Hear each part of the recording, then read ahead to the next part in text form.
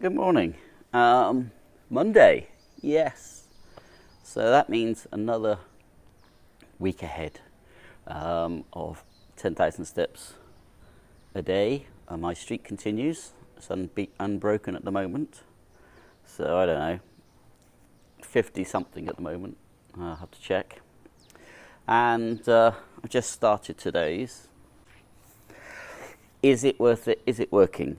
I believe it is. I'm hoping this week that even if it's only for one day, that the scales are going to dip to 93 kg. Now, bearing in mind I started at my 798, higher rated 98 reality, but as I said before, my weight fluctuates about a kg a day.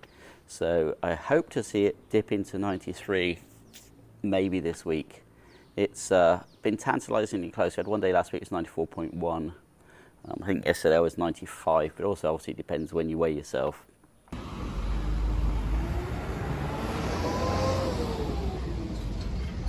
I think the most important thing I should mention at this stage as regards what the 10,000 steps is doing for me is for, I don't know, a long time now, when I've been sleeping, my sleep's been interrupted by back pain or other sort of aches and pains, and it wears you down because you don't get a proper night's sleep. I can honestly say I think last night was the first night that I've rolled around freely in bed without feeling like I was doing it to avoid other aches and pains. And this morning when I woke up, for the first time in how long, I actually just got straight out of bed like a human being instead of doing the whole slow Frankenstein, trying to up myself up and So maybe it is working. I think it's working. I'm going to keep doing it. So I think deep down inside I know it's working. I might not enjoy it, but it's definitely happening.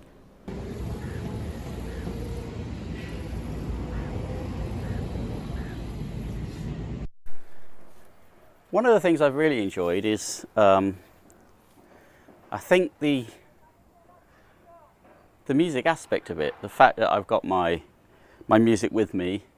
It's on my phone, it's playing in my headphones. I've got a decent set of headphones and decent enough for my old ears. So I just get to listen to a huge range of my music, well, all my music. I'm not picking. If you're at home, you tend to, don't want to listen to that one, don't want to listen to that one.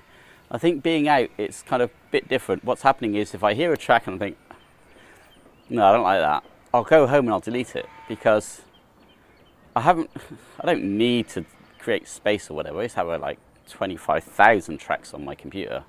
But I just want to have tracks that I know I can listen to and enjoy. It's not like the days of vinyl when I was collecting vinyl. You had to have every version of the 7-inch, the 12-inch, the special edition EP, the coloured disc. All that's gone now. You know, it's all been destroyed by the MP3s that, or FLACs or whatever you're using now for your music. And yeah, I miss it, but I'm not young anymore, so that kind of, discovering new music things kind of disappeared anyway. And I kind of know what I like. I'm always finding new music. I'm finding out I'm getting into a lot more sort of cool jazzy sort of music, or sort of trancey jazz, but sort of jazz tinged but modern music. I'm kind of getting into that, but obviously still there. I've still got hard rock, and I've still got rock and roll, and I've still got funk and soul and disco and everything else I've loved. What I haven't got is hardly any hip hop rap and hardly any country. Anyway, here we are, still walking.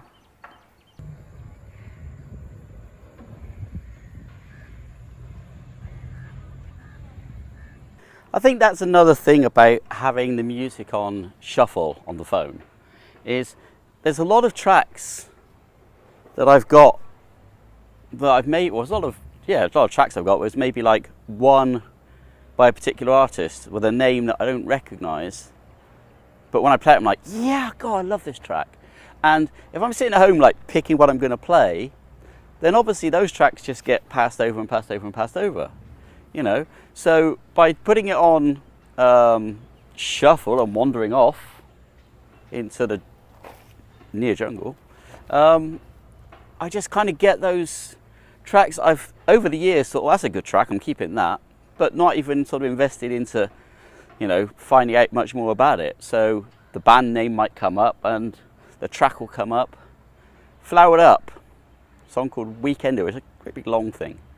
Superb. And there's other, obviously that's just like one I just picked up.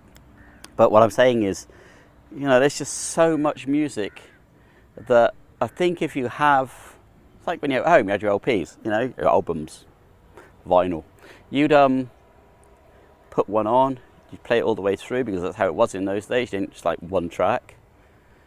And other ones would get shuffled to the back. I have the same thing with books. You know, I have a collection of books I'm going to read, but some books just, they don't appeal, so you move them further back and further back. And then eventually when you read them, you think, wow, why did I wait so long? This is a great book. So what I try to do now is, well, what I do is let the music flow.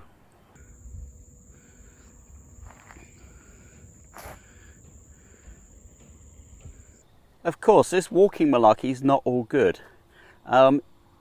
If anybody could tell me or help me with some good advice, and I don't want like, oh, my mother eats dog's testicles and it makes her better. I want like proper medical, sensible advice. When I'm doing this walking, my left hamstring, I believe that's a bit behind the back of your heel, isn't it? Above your heel. Feels like tennis racket strings that are about to go ping at any second. And like literally for the first, let's say 4,000 or 5,000 steps, I'm okay, and then it comes in, and literally it means that I'm often ending my walks limping, like a freaking limpy kind of guy, like a limpet on a limpy place. So if anybody has any ideas as to how or what I can do to make those strings less taut, without them snapping, of course, I really would appreciate it. Please send your replies to Silver Fox in the comments section. Thank you. I'll tell you what I'd like to do today, just for fun, because although I don't have as many viewers as I used to have, I've got more subscribers. So, for those of you that watch this vlog, just one word or two, put where you're from when you're watching this. Are you in my Western-super-Mare posse, or are you in my Las Vegas posse, or are you in Indonesia or Singapore? Are you Johorian? Are you Malaysian? Are you in Borneo? Just tell me. Philippines? Anywhere. I don't want no China bots or Russia bots, but you know, anybody else, real people, just tell me where you're from.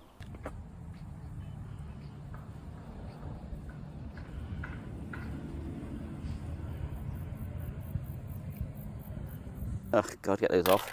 As expected in this heat, I'm sweaty, it's humid, it's lovely. I mean, you know, I'm complaining because I'm hot and sweaty, but this is why I'm in Malaysia. I don't want to be in the UK where I'm freezing my bits off. I don't ever want to have a need to turn a radiator on ever again in my life.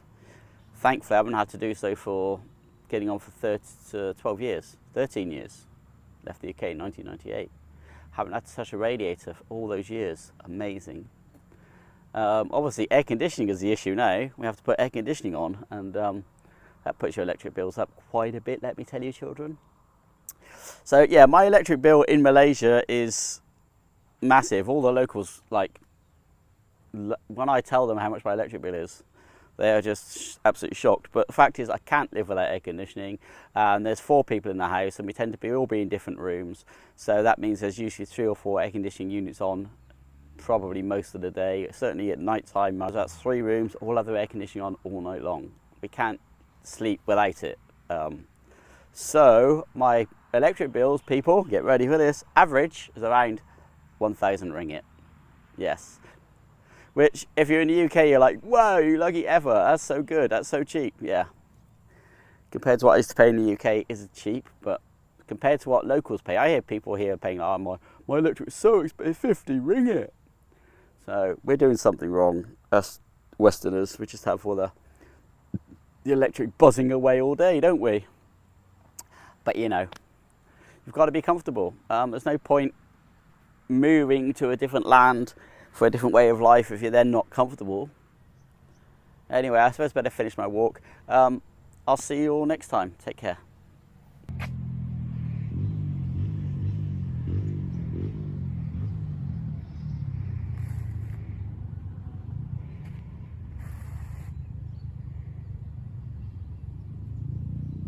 Hit that like and subscribe button.